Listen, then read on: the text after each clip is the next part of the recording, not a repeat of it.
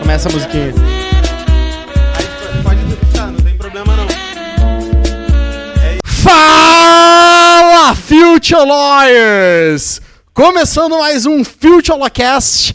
E pra quem tá achando estranho, estamos aqui em novo cenário, em novo estúdio. Falaremos muito disso no episódio. Mas antes de mais nada, vamos apresentar quem está conosco na bancada nesse dia tão especial.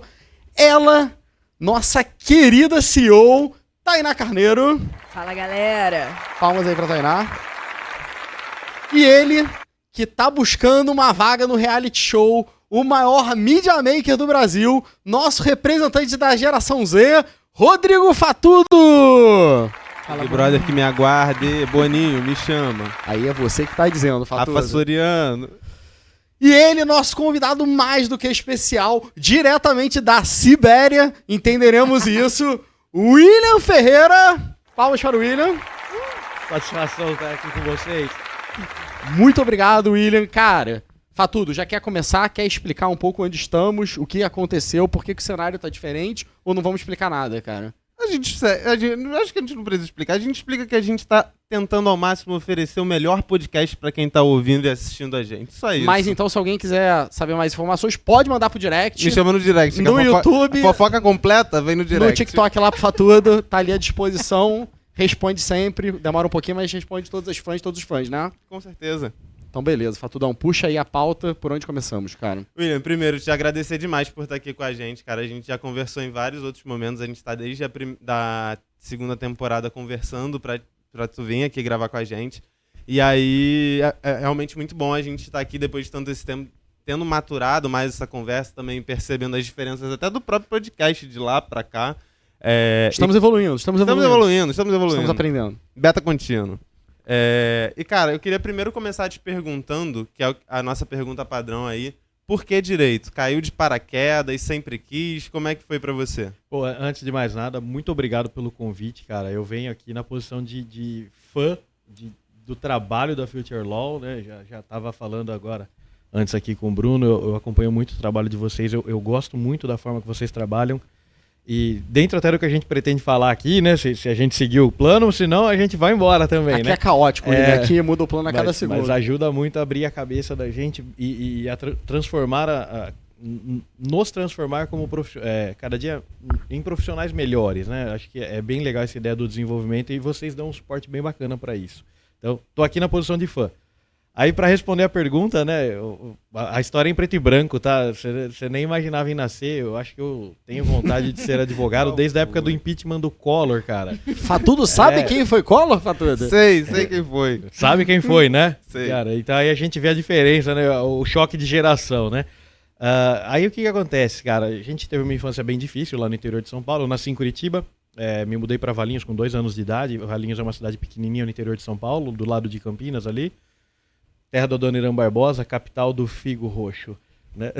Capital do figo roxo. Capital, festa do figo, né? Maravilhosa festa, todo Quando ano. é que rola? Tem lá. Que época do ano? É sempre no comecinho do ano, lá para fevereiro, março, geralmente período de chuva, assim. Que tem o figo. Exatamente. Então, de onde vem a ideia do direito, né? A gente teve uma infância difícil, a família passou por bastante perrengues. E o mundo é do tamanho da sua janela, né? Então, tava eu lá na infância acompanhando alguma coisa no jornal, lá eu tinha lá meus 5, 6 anos de idade, acho. Nem isso, acho que uns 5 anos de idade, 4, 5, e meu pai fez um comentário que eu nunca me esqueci. Foi uma das memórias mais antigas que eu tenho. Antes de querer ser advogado, eu queria ser sorveteiro, né? Porque eu via o vendedor de sorvetes da minha rua lá com um bolo de dinheiro, eu falava, caramba, ser sorveteiro dá mó tanta de grana, né, cara? E aí, aquela criança ainda pobre sorvete, vendo, ainda né? tem sorvete, Pô, se não der certo, ainda toma sorvete, né? E aí meu pai fez um comentário assistindo algum jornal lá na época do impeachment do Collor, falou, cara, esses advogados ganham dinheiro pra caramba. E aí na minha cabeça já foi assim, cara, advogado dá dinheiro, né? Eu caí numa fake news grande, né, nessa época. Fui descobrir isso 30 anos depois. Não avisaram, né? Descobri 30 anos depois, na verdade. Mas o desejo de ser advogado nasceu ali. E aí a vida toda, né, eu passei estudando, buscando alguma coisa. Cheguei à idade de faculdade, não tinha nem condições, lá em Campinas não tem faculdade pública de Direito, e eu queria fazer uma faculdade de primeira linha, né? Então eu fui para outras áreas. Então antes de ser advogado, eu fui técnico em segurança do trabalho, virei coordenador de EHS numa empresa. Isso me deu uma porta de entrada no direito do trabalho, né? Eu entrei no direito pelo direito do trabalho, já com uma grande expertise. E mantendo esse sonho do direito desde os 5 anos de idade. Mantendo o sonho do direito. Legal. Sempre foi um degrau para isso, né? Então, assim, participei da comissão tripartite da NR35 lá. Eu ajudei. Tem um monte de itens da norma. Alguns caíram agora, recente, graças a Deus. Mas que foi de autoria nossa lá, eu participei. Pô, bem legal. E aí depois eu pivotei. Mas o direito, ele já vem desde o sonho de infância como uma ideia de transformação de vida, né? De uma criança que viu a família passando várias situações complicadas financeiramente falando e pensando como é que eu mudo isso, né? E aí, como eu digo, né, como eu falei que o mundo é do tamanho da sua janela, né? Eu não conhecia todas as coisas. Se eu soubesse que TikTok ia rolar, eu talvez tivesse aprendido a dançar como o Fatudo fez aqui na abertura, né? Mas daí veio a ideia do direito. E aí, claro... Ainda tá em tempo, tá, William? Acho que acho que o alongamento já não é mais o suficiente para, né? Mas tudo bem, né? A gente nunca vai dizer nunca. E a ideia do direito veio daí, né? E aí é claro que tem a parte nobre do direito, né? De você pensar em que tipo de transformação você pode causar na sua sociedade, no seu meio. No meu caso, eu pensava naquele nicho mínimo, né? Como é que eu posso auxiliar minha família, né? E a ideia do direito veio daí, né? O sonho do direito veio daí. Então, por que o direito? O direito porque foi a maior referência que eu tive na minha infância. E depois de um tempo a gente vai aprimorando o sonho, claro, né? E não vou mentir, muitas vezes eu pensei, eu achei que não ia dar, né? Considerando que lá no interior não tem faculdade pública, a gente vai para uma privada, aí eu tive que montar uma carreira para conseguir me bancar, porque da família eu vi que não conseguiria, minha família não conseguiria me bancar numa PUC, né? E aí eu fui fazer PUC e cá estou, né? Depois de PUC, 4 pós-graduações, aí a gente vai se especializando num monte de coisa para virar generalista de novo. Você financiou a faculdade com trabalho? Financiei minha faculdade com o meu trabalho, cara. Como segurança do trabalho? Eu era técnico de segurança, depois eu fui para coordenador de EHS. Aí eu era coordenador Latam de EHS numa multinacional que hoje é do Grupo SIG, né? E era loucura, assim. Trabalhava 20 horas por dia, nas outras 4 ou 5, porque o dia às vezes tinha que ter 25 horas, eu estava na faculdade. William, é bem comum a gente ver, principalmente entre os nossos convidados, uma história em que a gente tem todo o período da faculdade à disposição para estudar e para viver toda aquela realidade.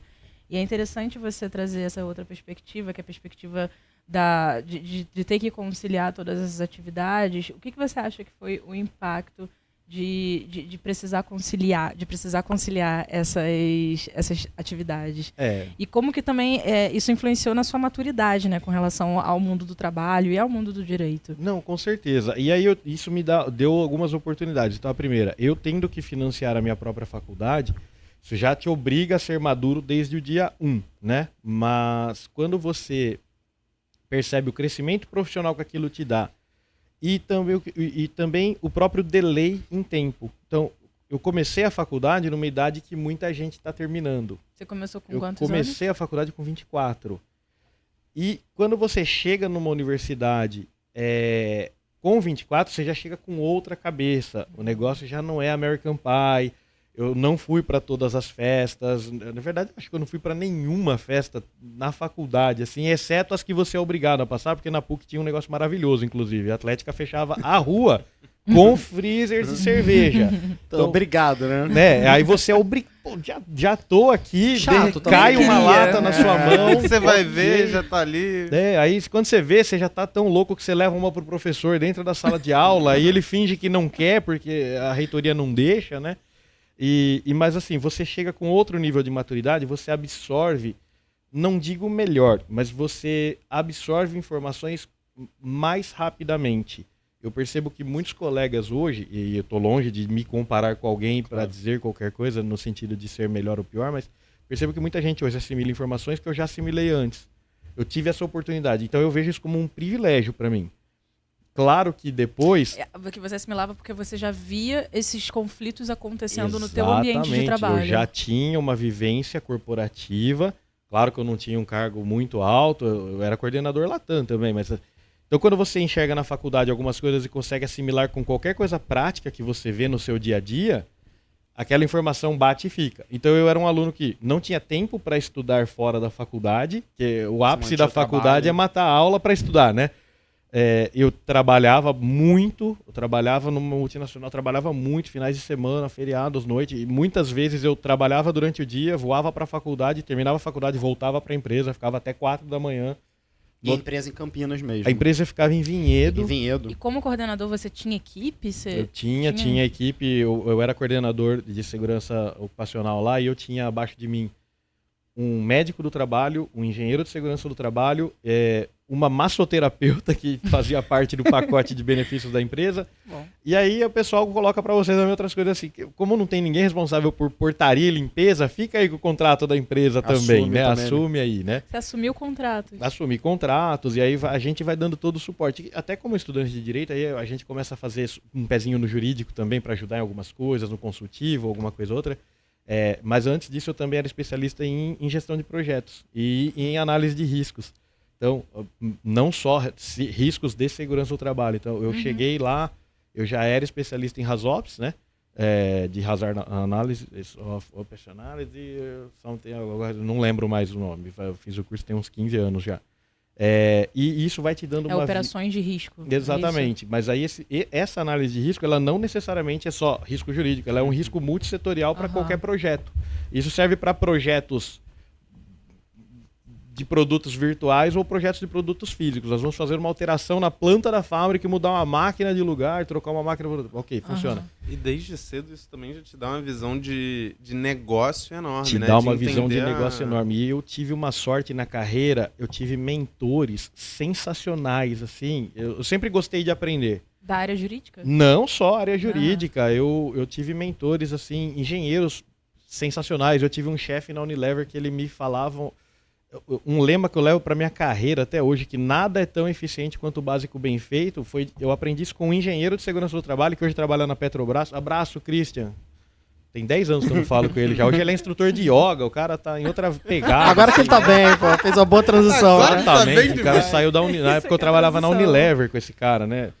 E eu aprendi isso, o básico bem feito. Isso doutrinou a minha forma de carreira. Então, assim, dificilmente você vai me ver fazer alguma coisa muito brilhante, porque eu prefiro não correr riscos no básico. Eu faço o básico até entregar o resultado. Mas você executa. Exatamente. E como é que foi essa transição, William? Você estava lá trabalhando... Porque esse é um desafio, né? Muita gente começa ali pelo estágio. Como é que foi essa tua descolar de um lado e pro outro? Cara, e só somando aqui na pergunta dele, acho que essa questão de conhecimento e aprendizado que você comentou antes, acho que até essa tua experiência anterior, ela te torna muito mais criterioso para entender o que é prioritário aprender ou não, né? Então, exatamente. Assim, saber escolher muito bem ali na graduação quais batalhas, quais matérias você vai se aprofundar, não William, vai... isso foi mais ou menos que ano? Olha, eu comecei na área de segurança ocupacional em 2010, e aí eu fui para a faculdade em 2012 já. Então você vê que 2012, 2013, você já... sabia gestão de projetos, que Já. hoje é uma competência necessária, em 2023 é uma competência Exatamente. super necessária para o advogado. Exatamente. Inclusive, até no meu trabalho atual, hoje eu estou transformando a minha lista de tarefas do dia a dia, o meu to-do, numa lista de gestão de projetos. Era o meu trabalho de hoje, que eu estava comentando aqui, inclusive. Que entra na categoria soft skill, né? Exatamente, exatamente. Por falar em soft skills, Tainá, momento aqui... Exato. Não, tô deixando fluir. Quer fazer um corte, Tainá? Bom, William, o que você acha que foi a importância dos soft skills para o desenvolvimento da sua carreira? Não, total. A soft skills, ela te coloca de uma forma onde as pessoas também investem em você, né? Então é muito importante você desenvolver... E aí, quando a gente fala em soft skills, todas soft skills, desde a forma que você fala, a sua concatenação de ideias para apresentar um projeto, e a forma como você entende tudo como um todo, para você não fazer parte de um nicho de um projeto e entregar um resultado que depois vai ter que ser ligado com base em improvisos com o demais, com o todo, né? Quando você consegue ter uma visão holística da coisa, você fala, eu vou fazer isso aqui, mas eu já sei que isso aqui vai impactar aqui, vai impactar aqui. Você olha o resultado que você quer pro negócio. Exatamente. E esse é o grande foco. E aí, para quem é parceiro do negócio, isso faz toda a diferença na qualidade na sua entrega, no tempo da sua entrega, porque uma coisa é você entregar uma coisa que funciona em um mês, e outra coisa é você entregar algo que não funciona em 3 semanas e depois gastar 1 mês e meio para corrigir. Então, assim, a qualidade da sua entrega, ela passa também pelo tempo, até porque a gente tem hoje um mercado disputadíssimo e a perda de uma semana, às vezes, pode ser crucial para um O negócio. relacionamento com o time, com as pessoas. Sem como dúvidas. você otimiza cada tarefa. Isso é importantíssimo. E só que essa questão do relacionamento, ela vem da confiança também. Então, você desenvolver essas soft skills relacionadas ao relacionamento interpessoal, né, focado no resultado da empresa, ela te permite... Me permite dar alguns exemplos práticos, né? Por favor. Eu sempre garanto para as pessoas que eu vou errar. Eu sempre garanto, olha, eu tenho certeza que nesse projeto eu vou errar várias vezes. Então fique à vontade para errar comigo também. Me faça todas as perguntas. Não tenha medo de fazer uma pergunta errada. Eu prefiro que você faça 100 perguntas e faça as 3 importantes no meio dessas 100, do que você fique com medo de errar, me faça 2 e deixe uma para lá. Né? Então isso é muito importante. Só que essa questão do relacionamento, ela vai... A confiança, ela não é um produto natural da relação humana. A confiança, ela é desenvolvida. E é um caminho de 2 vias, claro. E isso permite a entrega de um resultado mais positivo, mais integral para a empresa, mais rápido, com uma qualidade eficiente, com eficiência, com qualidade. Mas ela depende de uma série de soft skills. Você entender o próximo, eu te conhecer o suficiente para entender o que você está querendo dizer, mesmo quando você não sabe explicar. Isso é muito importante. Às vezes a pessoa faz a pergunta errada porque ela não sabe o nome daquilo que ela quer saber. E você tendo a liberdade de se expressar com o próximo, é claro que isso depende de tempo, depende de relacionamento, você consegue entregar algo que gere valor para a empresa. Sim. Então, E assim, é algo que a faculdade prepara pouco de direito, né? cara, a faculdade de Direito Exato. te ensina... Não, você conseguiu cultivar um espaço seguro para que o seu time consiga se expressar e os projetos consigam ser executados da melhor forma, da forma mais otimizada possível. Claro, sem dúvida. Mas isso também tem a parte egoísta, né? Eu também me sinto à vontade para. Então, isso. com isso, entre erros e acertos, a gente chega Você no se resultado. coloca numa posição de horizontalidade na relação. Sem dúvidas, sem dúvidas. Tem até um pensamento que eu converso com alguns amigos meus de vez em quando, que para mim a confiança, ela na verdade é a criação de um espaço seguro para a exposição de vulnerabilidade, né? E aí eu acho que até, na verdade, o Bruno falou, a faculdade não prepara muito para isso, mas eu acho que o mercado jurídico como um todo, né, cara? Porque é um mercado que ele é muito preparado, querendo ou não. Ele é, de certa forma, ego-driven em determinados momentos. Então, assim, ninguém quer se colocar numa posição de, pô, eu tô errado, de se colocar numa indisposição. Assim, tem aquela estrutura triangular, né? A estrutura básica é tomador de decisão, juiz, réu e a parte que demanda, e todas essas partes parecem que, em alguma medida, elas tentam se sobrepor. E a Sim. gente passa aqueles 5 anos, né? E às vezes 6, 7, 8 de pós-graduação, e até que a gente chega no Future Law. E a gente E a gente descobre... entende que não tem triângulo. Não existe. Não tem mãos triângulo. dadas. Tem uma... O Cris vai gostar. Cris, tem uma ciranda. Tem uma ciranda. E que a postura combativa dificilmente te leva a algum lugar interessante, né? Então... E a faculdade de Direito, ela é pouco pragmática, né? Ela prepara pouco para o dia a dia, né? Você sai, a menina sai sem saber elaborar uma procuração, um contrato. Se ele não estagiar é difícil. Exatamente. E quando forma é hard skills e é isso. Zero multidisciplinariedade, zero gestão. Quando forma Quando só forma o hard, é hard quando skills. forma. Quando forma, porque muitas vezes nem isso, né? Exatamente. A gente vê muito... muita gente chegando no mercado, olha, eu aprendi muito de litigation. Ah, aprendeu mesmo? Então recolhe para mim uma guia aqui, qualquer guia recursal lá no Tribunal de Justiça de Pernambuco. Aí a pessoa, putz, eu só sei no de São Paulo. É isso. Eu só aprendi o do meu estado. Então, assim, beleza, mas pegou o princípio, sabe onde encontrar, não sabe? Sabe onde ligar lá, se precisar, né? Então, existem diversas outras... E, claro, a nossa vontade de aprender, ela faz toda a diferença, né? E aí era exatamente o que eu ia falando. Eu tive mentores que me mostraram o caminho quando eu não sabia o nome do que eu precisava. Então, assim, e que me deram a liberdade para errar, que me deram a liberdade para aprender, né? E aí até, sem querer antecipar assuntos, mas quando eu fui pivotar na carreira... É isso que eu queria entender, como é que faz isso. E até muito interessante, porque cara, a gente tem um público muito grande aqui no podcast, é muito comum. Então, pô, a tua história é hiper inspiradora. Cara, não tava no direito, já tinha esse sonho, fui. E às vezes tem um menino, uma menina que tá lá e falando, cara, eu tô aqui na mesma situação, tô trabalhando em outra área, tenho o sonho de fazer direito. Como é que faz essa transição de carreira? Porque o direito, muitas vezes, você começa ali, cara, estagiário, do estagiário você vai pro trainee. Exato. Então, como é que foi a tua transição? Hoje você tá hiper bem posicionado. Como é que foi essa pivotagem aí, como você mencionou? A minha transição, ela passou por um planejamento, né? Como bom gestor de projetos, É. né? Cara, um projeto, mas né? até é curioso. Tinha o Kanban várias ali. fases, Olha que maluco os stakeholders, os mentores. Teve um dia que eu tava na praia, eu acho que era 3 de janeiro de 2013 esse dia. Eu guardei esse dia. Eu acordei umas 4 da manhã, incomodadaço. E aí me veio um pensamento. Falei, cara, eu gerencio projetos para tanta gente e eu não tô gerenciando os meus projetos. A sua vida, né? Exato. E aí eu juro, cara, nas férias eu saquei notebook, que era da empresa na época, fiz um plano para mim. Falei, cara, o que eu quero? Eu quero pivotar, eu quero isso. Na época eu não sabia a palavra pivotar. Ainda não era startupeiro, né? Não. Quero fazer uma transição Quero de fazer carreira. uma transição de carreira. O que eu preciso aprender, quanto eu preciso guardar, né? Nas E férias. Isso nas férias. E aí eu fiquei o ano todo, né? Na verdade eu fiquei 2 anos executando o plano. Isso foi em 2012. Em 2013, né? Aí eu fui para 2014, em 2015 eu já tinha a grana suficiente que eu precisava para continuar pagando a faculdade e não morrer, né?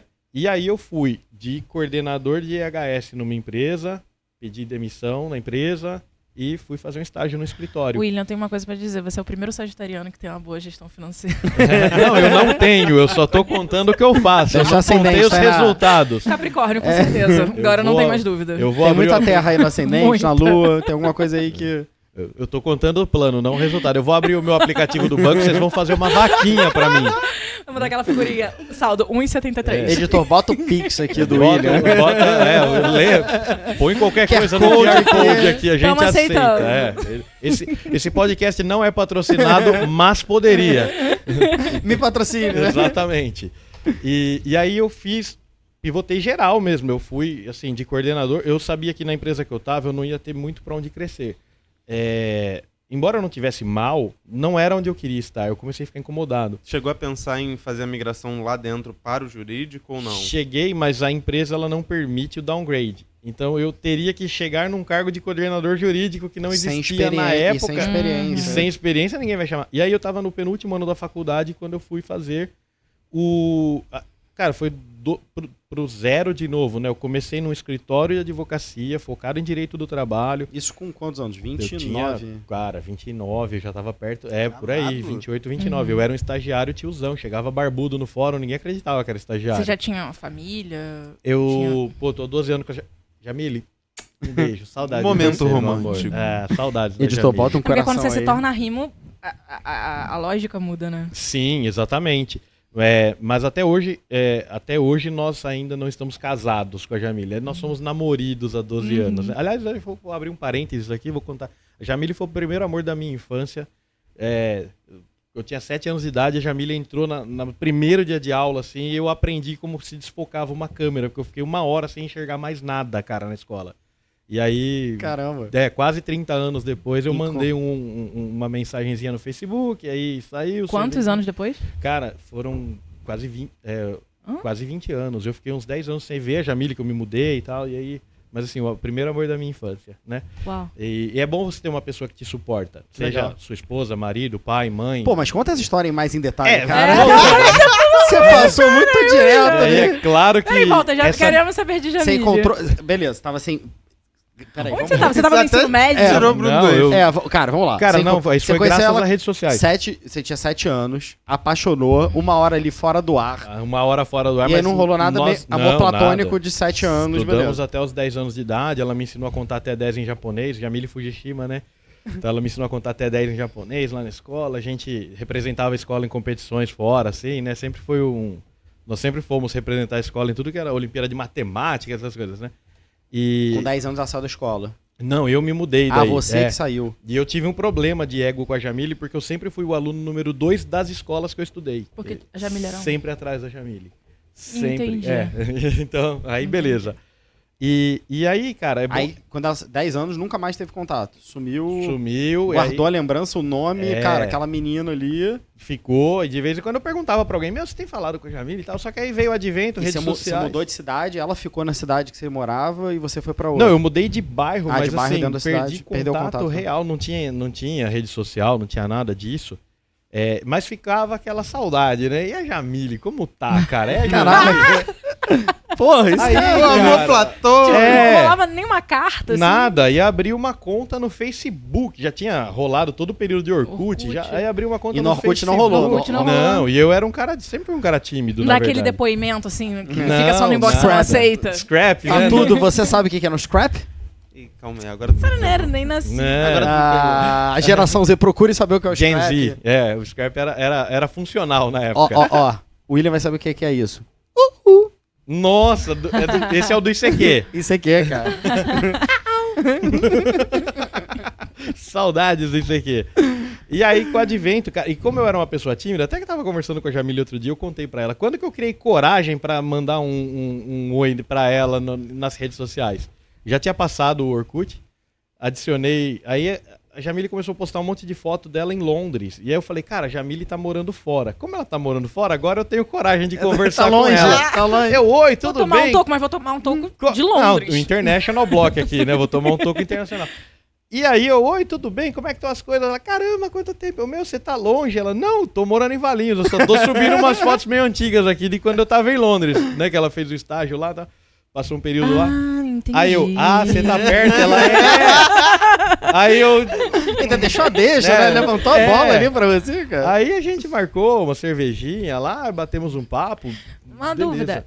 Tinha algum nível de reciprocidade O que você fala? ao longo desses anos? Eu descobri que sim, cara. Olha, Cara, que cidade- legal. coisa de cidade Olha. pequena, né? E aí, depois, até falando com o irmão, eu tenho um irmão que era cliente da mãe dela, porque a mãe dela tem um salão de cabeleireiros lá.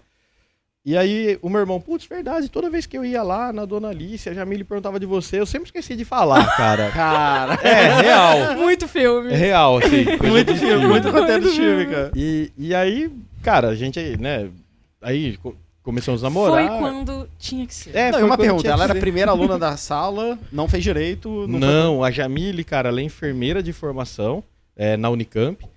E hoje ela tem um musical para casamentos. A Jamile é musicista, ela é uma cantora excelente, cara. Jamile Fujima Musical Eventos. Fica a propaganda. Fica aí, né? poxa. Melhor musical da Quem da vai RMC. casar primeiro aqui? Tainá ou Fatudo? Aí, ó, já. Eu tô achando que tudo tá acelerado. Vou- tá vou- acelerado. É mesmo? Eu tô ouvindo, a história tá bem parecida, não vou mentir não. Então, A o que data é... das suas- Fatudo, eu fico um dia sem ver a rede social dele, já tem um Reels ali dele carregando a É noiva. romântico, né? Ah, que girando. bonitinho. Um beijo, Ju. Que bonitinho. Acho que merece aí. Oh, mas o Fatudo tem uma história parecida, só que Então, guardadas as devidas proporções, é bem parecida. Ela é isso é ela é quase um enfermeira episódio de também. Dia dos Namorados. É, vamos lá. Total. Especial. Fala, Danice. Love is in the air, hã? Love is in the air. A gente podia ter gravado. Ano que vem. ano que Boa vem. ideia, fica a dica, né? É. Especial Valentine Days, cara. É isso. Love is in the air. E aí, voltando, né, a Jamile comprou a briga comigo, né? Nesse dia da praia, eu conversei com ela, 9 da manhã, a gente já tava montando planilha. É real, assim, a gente tava na praia e a gente montou planilha lá e, ó, então é isso, tem que guardar tanto, tá? Tem que fazer tantos casamentos.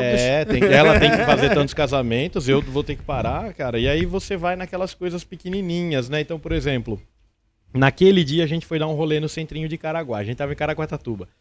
E aí eu encontrei um Daruma, e aí o vendedor me contou a história do Daruma, né? Aquele bonequinho japonês que você pinta um olho, é vermelhinho assim, ele parece um diabinho, aí você pinta um olhinho dele quando você tem um desejo, quando realiza, pinta o outro.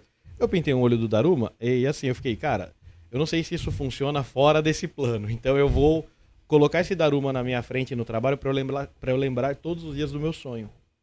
Cara, legal. Foi didático o negócio. Então assim, era aquele negócio Era a mesmo meta ali assim, que você olhava todo dia. preciso economizar tanto esse mês. A galera, ô Will, vamos almoçar no Mac hoje? Eu olhava, cara, hoje não dá, só depois da virada do cartão, cara, porque eu tenho que bater uma meta financeira esse Ficava mês. palpável, né, cara? Você começa a enxergar, né? E aí tem, tanto que eu tenho, toda vez que eu tenho um grande projeto na minha vida, eu faço a planilha e pinto um olho de um Daruma aqui, Ai, né? que legal. É. Gostei da ideia, fica a dica. É didática, é pra você se lembrar do seu sonho. Porque às vezes a gente nós somos absortos pela rotina E a gente esquece do sonho, você esquece do porquê você tá ali. E quando você tem um porquê, você se entrega mais, você se policia mais, você se gerencia melhor. E também rola, às vezes, o sonho sem o planejamento pra alcançar, né? E fica Exato. naquele negócio de, cara, quero, mas o que Sim. você tá fazendo pra chegar ali, né? Não, e tem também o planejamento sem você estar verdadeiramente conectado com aquele propósito. E Exatamente. aí depois você entende por que não Não chega, rolou, né? exatamente. Mas aí você, cara, 29 anos, escritório de advocacia trabalhista. Virei, pivotei, fui para um escritório de médio e grande porte em Campinas. Mas aí também imagino que todo o teu know-how ali de segurança do trabalho, você devia ser um estagiário ali com skill... Nesse primeiro, não. Tá. Aí a gente... Cara, mas lá foi assim, barriga no balcão mesmo, ainda não existia processo... Existia processo digital, tava começando essa história de processo digital. Você ia com carrinho de feira pro fórum, pegava aquele monte de pasta, aquela cena típica mesmo, né? Correu pro fórum na sexta-feira? Várias vezes. Mas, nossa, cansei, cara. Ia de tênis. Às vezes a gente... Exatamente. Cara, quando eu ia pra São Paulo, eu ia de tênis. Era um negócio assim, loucura também. Mas nesse primeiro escritório eu aprendi o básico mesmo, assim, fazer uma petição de juntado. Eu não sabia ainda, não tinha chegado nessa parte na faculdade, ou se tinha, não lembro da aula. Que é o lance que Perdão, professor Geraldo. E aí só que aí entra aquela questão, quando você tem um porquê, eu sempre disse que eu sempre coloquei pra mim que como eu estava atrasado em questão de tempo, eu tinha que correr mais do que a média para estar na média. Eu tinha esse lema. Fiquei no escritório quase 1 ano. Quando eu vi que as tarefas começaram a se repetir e eu não estava mais aprendendo, eu fui para outro escritório. E aí esse outro escritório valorizou. Eles, inclusive, estavam com uma vaga de advogado abertas e eles me pagaram um salário de advogado já. E aí eu já entrei assim... Porque viram a tua experiência. Porque a última Exato. análise, você tinha um know-how ali. A tua maturidade Era um- profissional. Exatamente. E de certa forma até acelerou o processo ali que tu tava comentando de, pô, fiz o downgrade aqui de carreira, você até voltou Pra de certa forma mais voltar acelerada, rápido, né? Exatamente. Então eu era um estagiário, eles chamavam lá de estagiário com status de advogado. E mesmo sendo estagiário, era um escritório especializado em direito tributário aduaneiro, né? E O primeiro foi trabalhista, o primeiro era trabalhista. depois o aduaneiro. Esse era tributário aduaneiro, mas o que acontece? Eles tinham alguns clientes um pouco menores que eles eram full service para esses clientes. E eu era gerente dessas carteiras menores, mesmo sendo estagiário.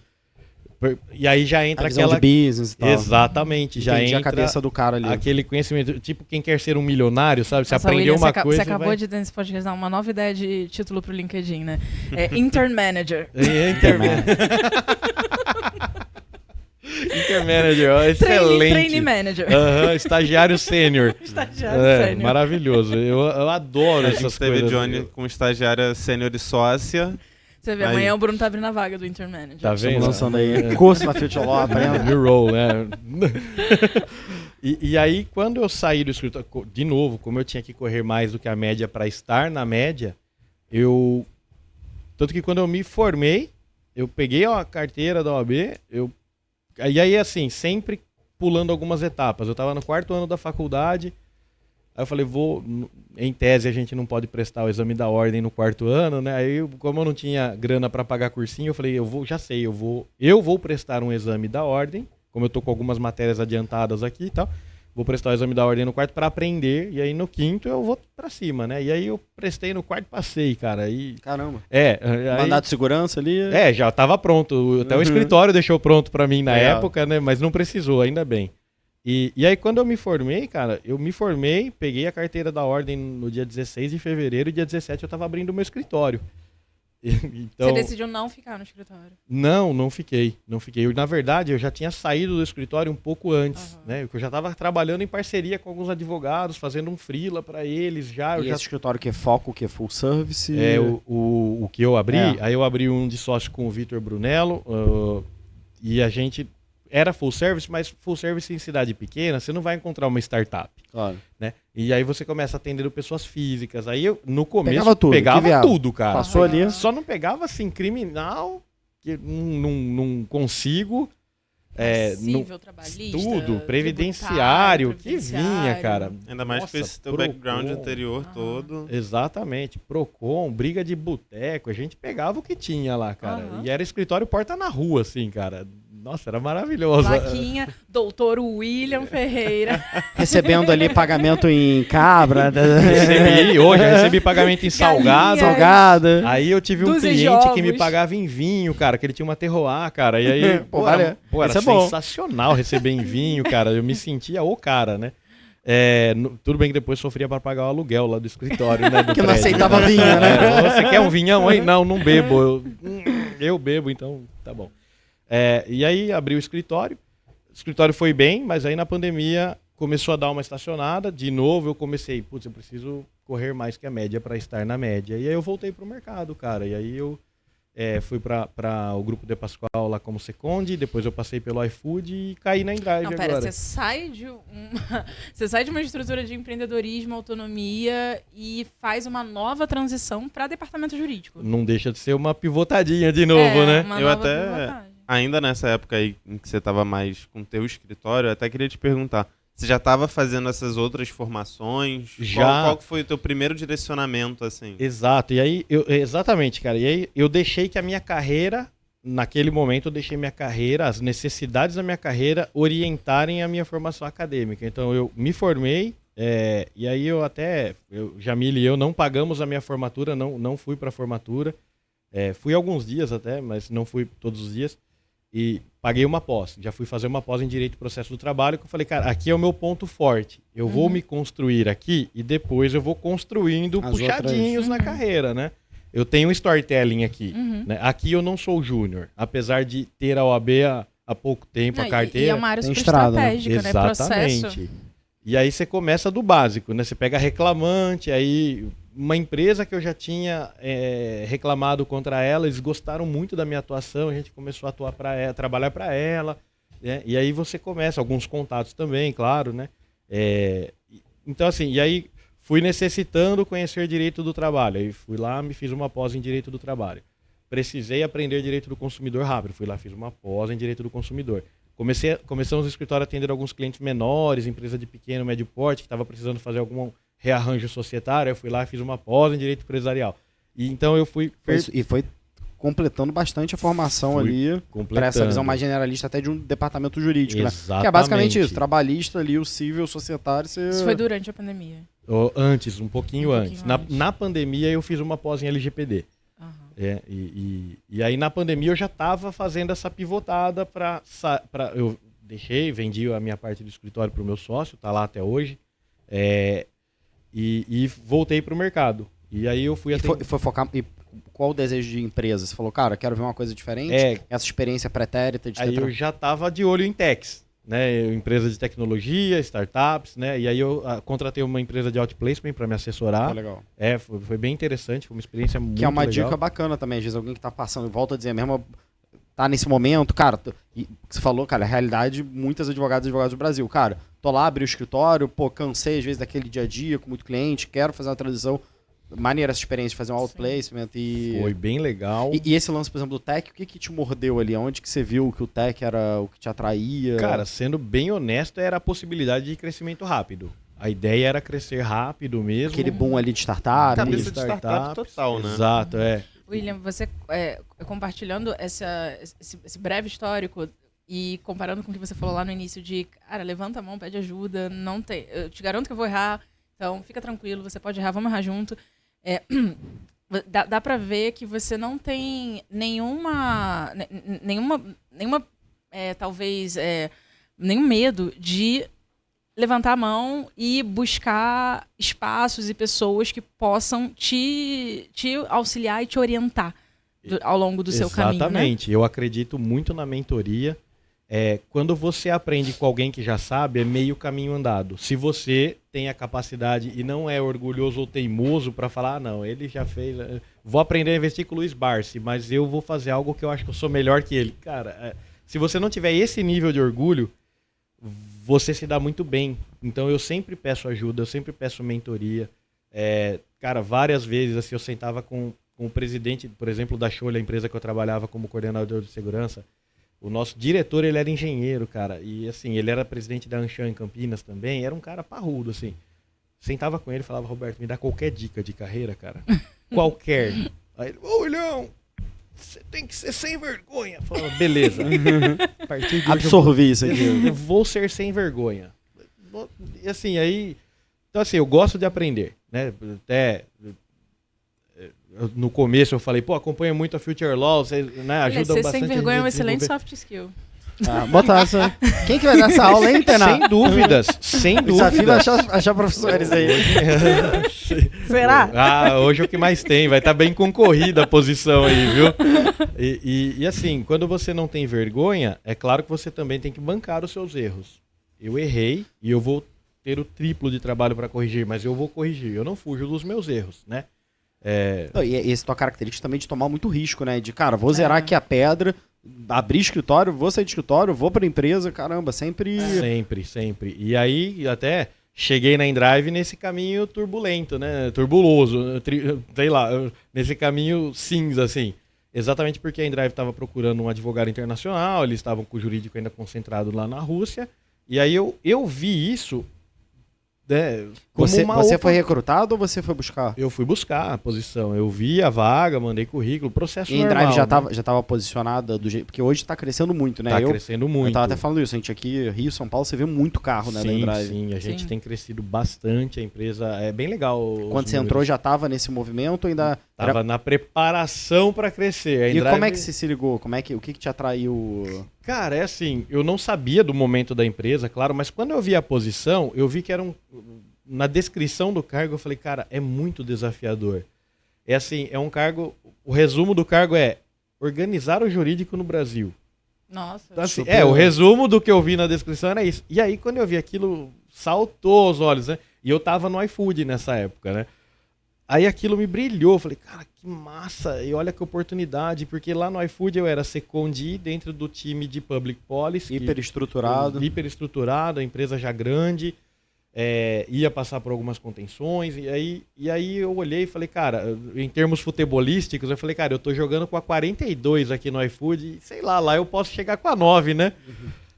Talvez seja melhor você ir para um time menor, né? E vestir a 9, mas ter um protagonismo, né?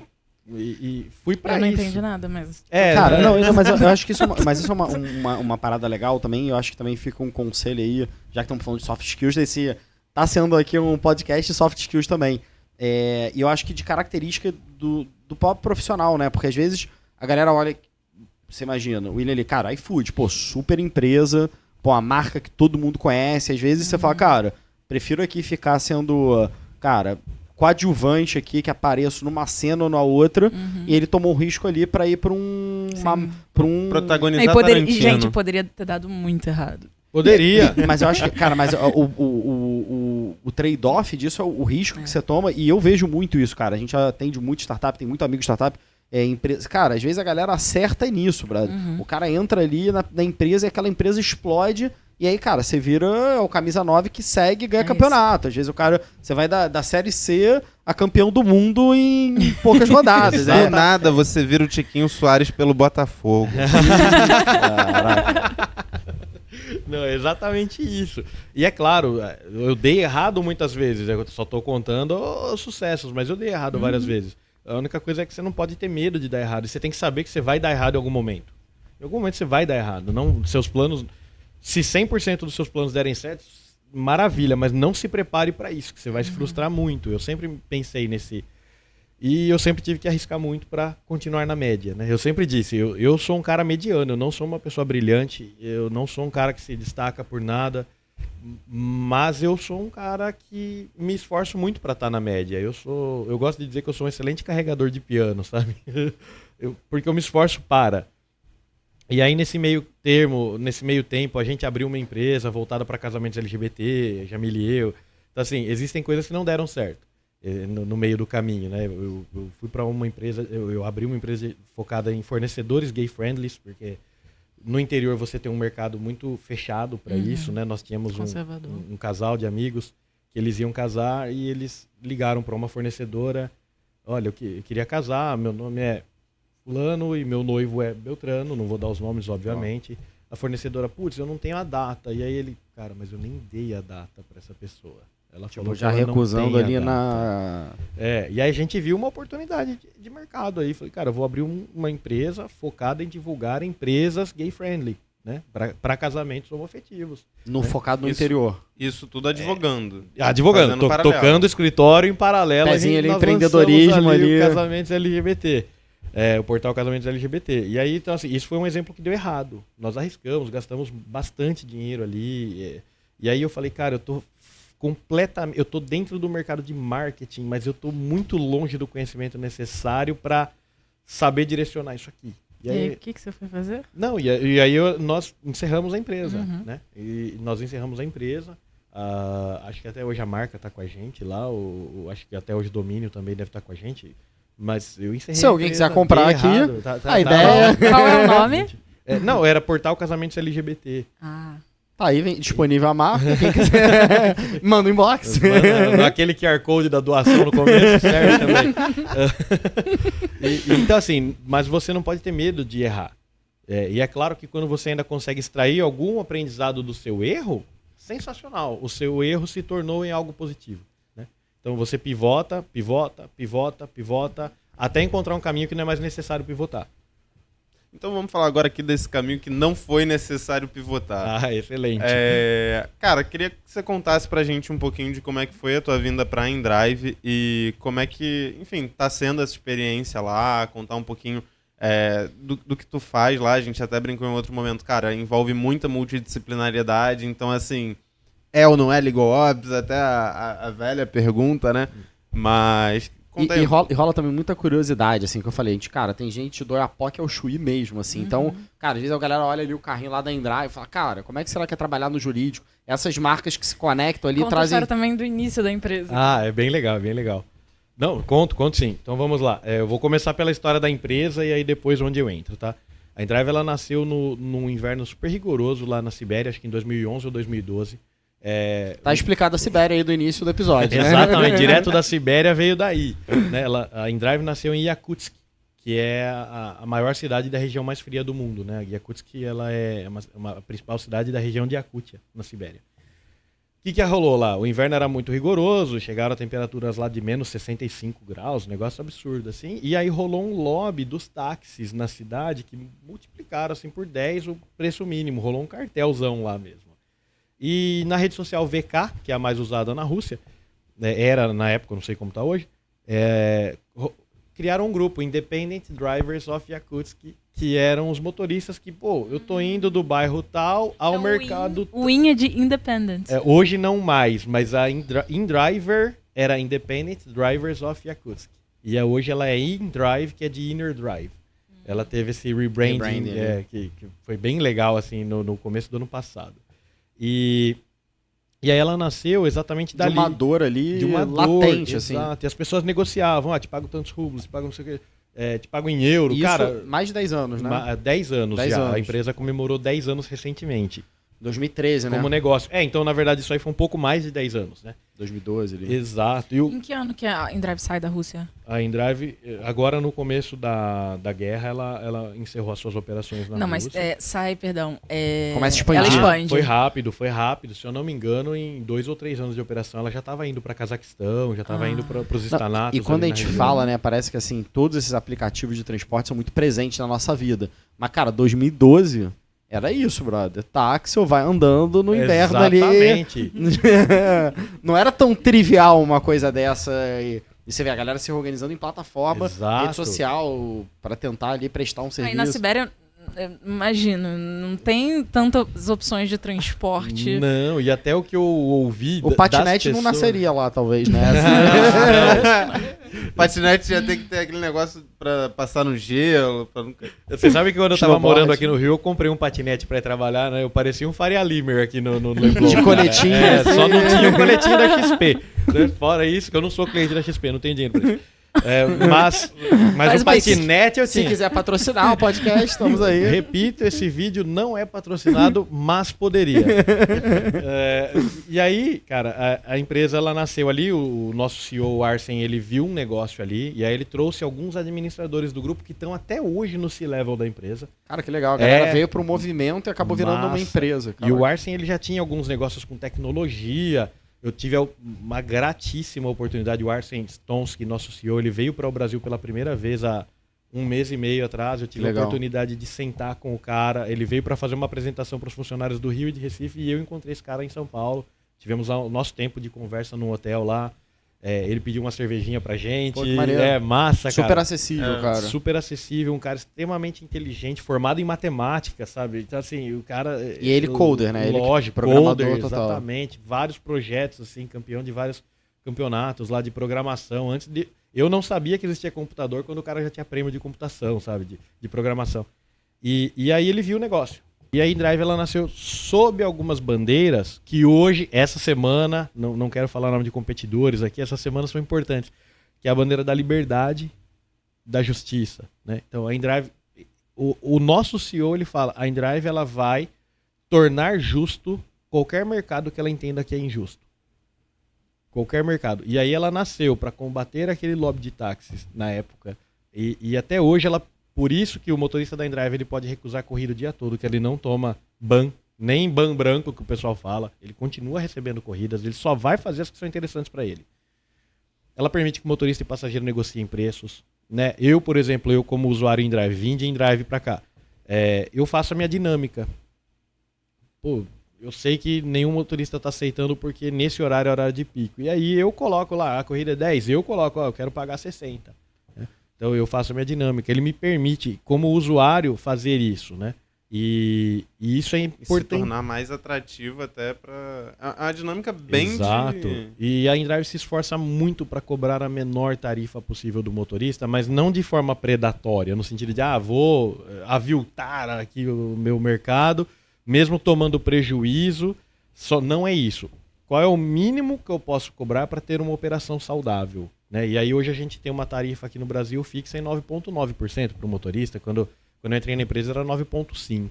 Né? Então se você pega a maior reclamação de motoristas de aplicativo hoje, sempre que eu estava outro dia em Porto Alegre, os motoristas lá no Ministério Público do Trabalho, motoristas falando um monte, e sempre tinha aquela observação, menos a InDrive, né? Putz, não, a InDrive é legal, a gente já sabe quanto ela vai cobrar, a gente já sabe que é um E a FII InDrive bacana. tá no Brasil inteiro. Hoje nós estamos expandindo rapidamente aqui, nós operamos quase no Brasil Quase todo no Brasil já, inteiro. todos os estados têm InDrive, mas nós estamos expandindo a operação para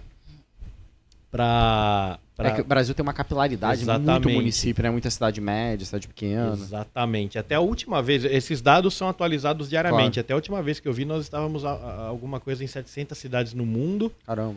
mas em 48 países, mas eu acho que esse dado já está até ultrapassado, muito E ultrapassado. você entrou em qual ano? Eu entrei na InDrive no final de 2021. E a empresa estava chegando no Brasil... Ela chegou no Brasil em 2018, começando alguns testes em Recife.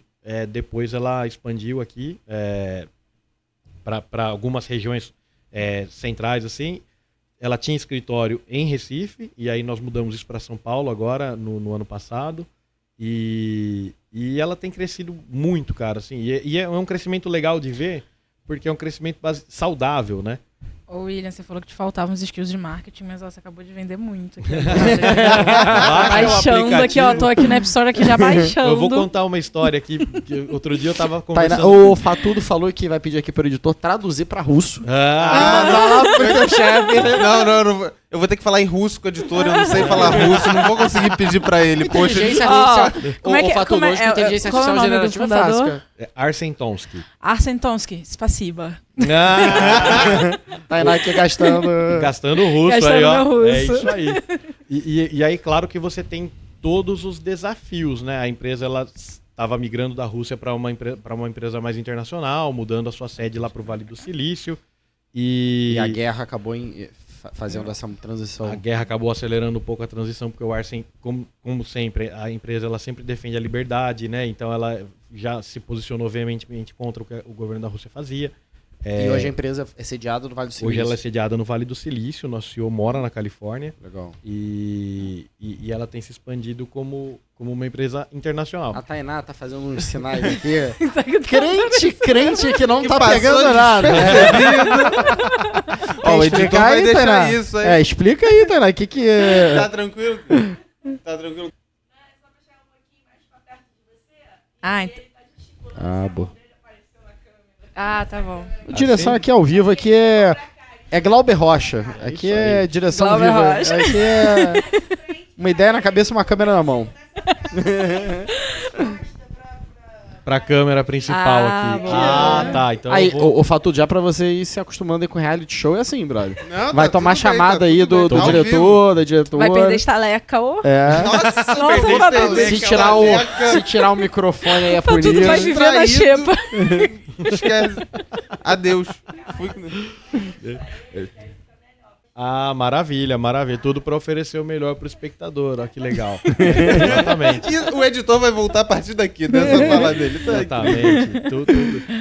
E Filosofia em drive. exatamente. Sempre o melhor produto. Sempre o melhor possível. E Então aí... voltamos, só contextualizando pra quem tá ouvindo, assistindo a gente. Voltamos aqui depois de tomar um esporro. Justo. Um esporro justo. Pô, justo, né? Tainá tava fazendo língua de sinais aqui. É. Se comunicar. E aí quando você... E aí também tem a ver... A minha experiência na empresa, ela veio de entender a história da empresa e ver uma beleza nisso, né? E Isso aí, é muito legal na pegada de empresa, tecnologia, startup, que você comprar o propósito, a galera se você compra... compra o propósito, você entrega. É isso, Você é isso. se esforça, você vê o Total. resultado, te ajuda a direcionar para onde você vai, né? E a interação de você com advogados russos também, mesmo estando no Vale do Silício hoje. Total. Como é que é? Eu respondo, minha chefe é russa. E como é que é uma chefe russa? É, Ele cara. tava contando pra gente que ele é o primeiro advogado. É, Não Conta aí, russo. vai. Quando eu entrei na empresa, eu não sabia disso. Quando eu entrei na empresa, eu era o único advogado não russo da empresa.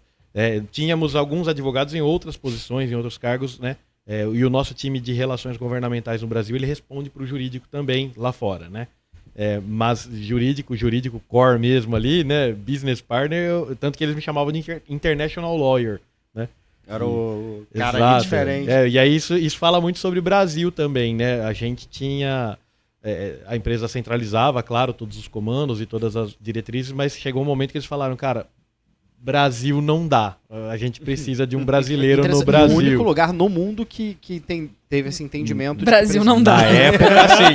Na A gente época tá no mundo foi. inteiro. No Brasil. E hoje Meu amigo, o Brasil a regra é diferente. eu não entendo o que acontece aí. Aí a minha... Né, Aqui, ó, não é pra amadores. exatamente. E o William, literalmente, é o cara que tem que alinhar com os russos. Literalmente, tem que combinar com os russos, exatamente. Combina com justos. Exato, mas e aí, de novo, voltamos em tudo que a gente tá falando aqui das soft skills, cara. Aí você tem diferenças culturais, diferenças Sim. de fuso horário, diferenças Linguística. de linguística, diferença de priorização de importâncias. Então o pessoal tá querendo uma planilha e você tá, cara, não é planilha, a gente precisa licenciar em tal cidade, cara. Isso é urgente. Então, e aí você começa a fazer essas negociações com pessoas que têm outras culturas. E aí você não pode chegar e impor, né? E é claro que você também não pode chegar a impor uma pessoa que acabou de, como a gente falou, confiança é uma questão de construção, né? Você não pode chegar impondo qualquer coisa. Então, é uma negociação, é uma construção diária, é uma construção que vai acontecendo um pouco naturalmente e um pouco de forma artificial porque você favorece aquilo. Então, tem sido uma experiência sensacional.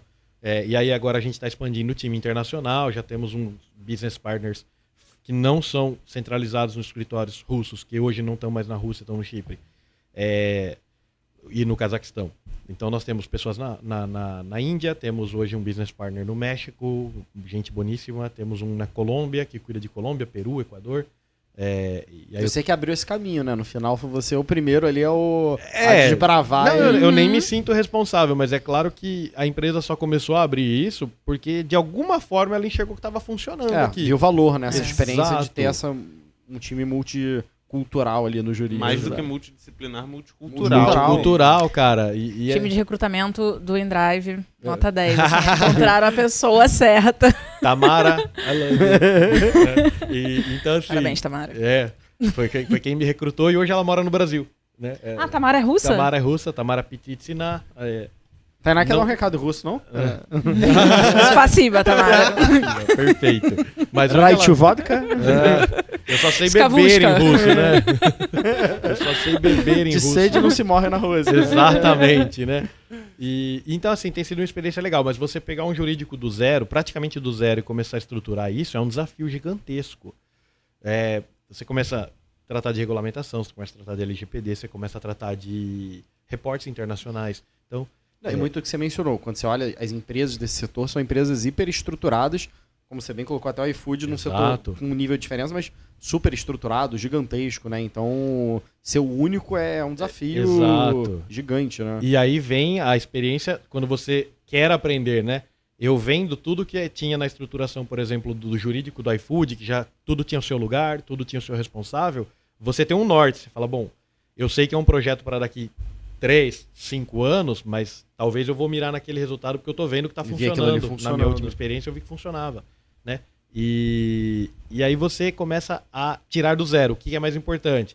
Você começa a orientar os times no consultivo básico do dia a dia. Isso aqui você não pode fazer. Isso aqui você acha que não pode, mas pode. Né? Então, eu sempre costumo dizer para os times, o cara, pô, mas não tem uma lei que me autoriza a fazer isso. Então, se não tem lei que te autoriza, pode fazer. Você não precisa de uma lei que te autoriza, você precisa de uma lei que te proíba. Né? Nós não somos o governo. Então, tudo que não é proibido a gente pode fazer. E então você começa aí, claro, né? E quando você é um advogado de uma empresa que foca no crescimento dentro de uma startup, você não pode ser a âncora do negócio. Né? Essa cabeça ali. Exato. Advogado de startup é um desafio, exato, né? Eu não sei. Risco, eu não quero ser piegas aqui, mas assim, tem aquela frase, acho que é do Peter Drucker, que ele fala que os barcos ficam muito seguros no porto, mas não é para isso que os barcos foram feitos, né? Então, mas eu acho que isso talvez muito da tua característica pessoal de tomar risco é mais fácil, né? Você já é um advogado drivado nisso, né? Na tua própria vida. Exatamente. Gostei do drivado aqui. Drivado. Indrivado. Indrivado, literalmente, né? Literalmente. E aí você começa a entender que a sua resposta, poucas vezes ela pode ser não. Muitas vezes, mas o sim não necessariamente é o sim do jeito que está. Ok, do jeito que está, não, mas deixa eu pensar numa forma de sim, né? Como é que a gente faz isso? E rápido, claro, né? Eu não posso... E empresa tech cara, aquela loucura. É todo dia e as ideias mais mirabolantes que você imagina que um ser humano possa ter, alguém teve. Cara. Sempre brigando ali com o status quo, é um negócio diferente. Exato. Né? Você pega uns projetos na mão, você fala com o dono do projeto. Cara, eu vou precisar de uma semana só pra analisar esse projeto aqui. O cara, então, eu alinhei com a VP que eu vou lançar sexta-feira. Daqui uma semana. Hoje é quarta, cara. É pra quando? É pra hoje. Na verdade, eu esqueci de te mandar, né? Já tá atrasado, né? Se você olhar aí, o deadline já não passou. Sei. Então, já tá acontecendo. Vem só te avisar, né? Acontece, mas aí você tem que ter esse jogo de cintura, né? Você saber lidar com essas urgências, emergências que acontecem. E, ao mesmo passo... você ir instruindo os times a trabalharem de uma forma mais segura daqui para frente, para que a bola não chegue tão quadrada para você nas próximas também. Sim. E aí você constrói. Quando eu falo instruir, não é soltar a regra na cabeça do outro lá. Não é isso. Como é que a gente constrói uma situação mínima para que a próxima bola já não venha quadrada? Ou até que eu também não te mande uma bola quadrada daqui para frente, né? Sim. E é bem legal. Tem sido uma experiência muito bacana. William... Fala. Eu queria saber o que você enxerga que é o seu principal desafio hoje e caso você já ainda não esteja enfrentando, como você pensa em enfrentar, né? Até do ponto de vista de como se preparar para enfrentar esse desafio dentro do jurídico da Endrive. O meu maior desafio dentro do jurídico da Endrive hoje é me comunicar com centenas de interlocutores dentro e fora do país. E cada um numa linguagem e cada comunicação numa linguagem que eu sei que aquela pessoa vai entender.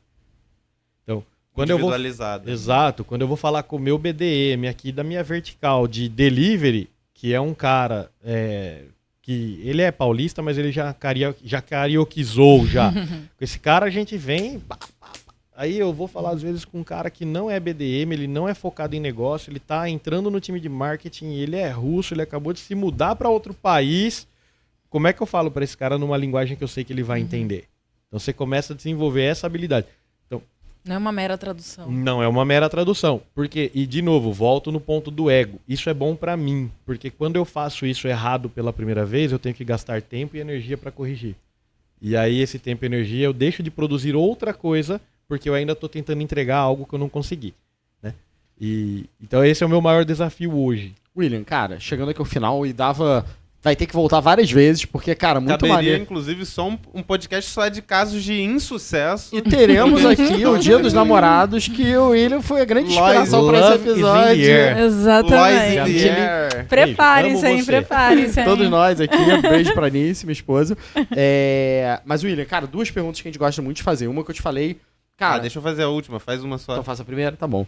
Cara, menino é a menina que tá hoje, cara, início de carreira, porra, adoro InDrive, adoro empresa de tech, quero ser o William, cara, entender toda essa jornada. O que você de dica, assim? Eu sei que conselho é um negócio sempre complexo, mas o que você deixaria de conselhos, de ideias? Meio que, como você falava aí com o teu antigo diretor, e ele falou, cara, seja sem vergonha, o que é a tua mensagem aí pra menina e menino? Não tenha medo de errar, não tenha medo de aprender. Isso vai te destravar metade do caminho. Tá toda a Simples, pergunta. direto, rápido, corte tramontina, Tramontina. cirúrgico. Se quiser, eu posso desenvolver a ideia aqui, mas a ideia é essa. Não, Você, por favor. Não, é assim, você corta muitos caminhos quando você perde o medo daquilo que você precisa. E você vai entender que, principalmente para quem está no começo, você precisa aprender muito. Na verdade, não só no começo, né? Eu aprendo Sempre. todos os dias 1 milhão de coisas novas. E você não pode ter medo de errar. O medo de errar, ele te trava em Paralisa coisas ali, que né? você... Até quando você erra, se você acerta acidentalmente, você talvez não saiba que aquele é o único caminho que funciona e amanhã você erra porque você vai para outro. Então, não tenha medo. Não tenha medo de errar. Você vai errar muito, então não tenha medo de errar. Fatudão, pergunta aí derradeira que você quer fazer. O que a gente tinha que ter te perguntado nesse podcast que a gente não te perguntou? Putz, cara, nossa, essa pergunta é boa, me né? pegou, porque eu acho que vocês perguntaram tudo aqui, cara. Cara, não sei de verdade, cara. Uma curiosidade que ninguém sabe. Bom, a curiosidade que ninguém sabe, que eu tava comentando, brincando, nós estávamos falando de Paraguai aqui. Essa é boa. Já tava fazendo uma muamba no Paraguai uma vez e eu fui atropelado por um táxi no Paraguai, cara. E lá o Não direito... era da InDrive. Não era. Ainda bem, né? Senão ia ganhar 0 estrela. Mas, cara, e aí, assim, direito brasileiro não funciona no Paraguai. Não adianta você levantar e falar, vou te processar onde? Então, assim, juntei minha muamba, tomei um xingão ainda. O cara ainda reclamou, cara. Não sai da rua. Chegou na frente. Tipo, estraguei o Del Rey do cara ainda. E aí, catei minha muambinha lá e fui embora. Então, assim, são experiências. Não tenha medo de errar, você vai passar vergonha também. Você vai ser atropelado. Pode ser atropelado no Paraguai. No Paraguai, vai passar vergonha mesmo, geral. Assim, e ninguém vai te ajudar a levantar, viu? Catando moamba. Ninguém vai te ajudar a catar de moamba. Pode ser uma boa dica também é tome cuidado no Paraguai ao atravessar a rua, né? Olhe para os lados. 3 lados. Exatamente. Cara, William, muito obrigado mesmo, cara. Adoramos, foi incrível. William. Cara, Tainá, Fatudo, muito obrigado. Pessoal, sigam o Future Law nas nossas redes sociais. Olhem os nossos cursos que estão muito legais e continuem aí nos acompanhando, que sempre episódios incríveis aqui no Future Law Cast. Valeu, galera. Valeu, galera. Valeu, obrigado. Beijão.